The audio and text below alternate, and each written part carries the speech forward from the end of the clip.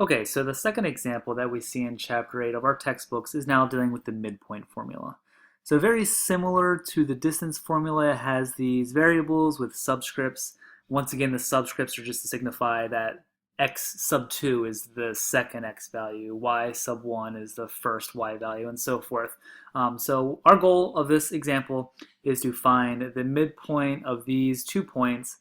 We have the point 8, -4, and the point -9, 6. We just want to find the point that is located directly between these two values. So just like what we did with the distance formula, we're going to take these 2 points, and the first thing we're going to do is label them. This being my first point, we label this point x1, y1. This being my second point, label it x2, y2. All right. Once we now have these values labeled, just like the distance formula, all we have to now do is plug them into the formula. Another formula which you do not have to have memorized.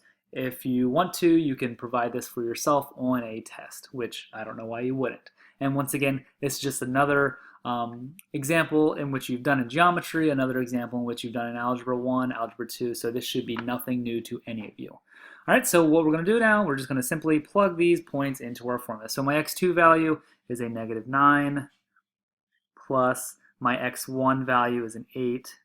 That is all going to be over 2. And remember, this is a point, so make sure it has parentheses around the edges and it has a comma in between.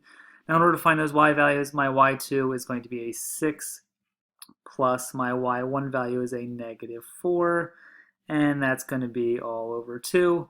Now, once again, you should be able to do this math in your head, but if you do need that calculator as kind of a crutch, by all means do so. We have -9 plus 8, which is a -1. -1 over 2 just gives us a value of a -1/2. Fractions are okay. And then we have 6 plus a -4. In a sense, that's 6 minus 4, which is 2. 2 over 2 gives us a value of 1. So the point that is located directly in between our two endpoints is the point -1/2 and 1.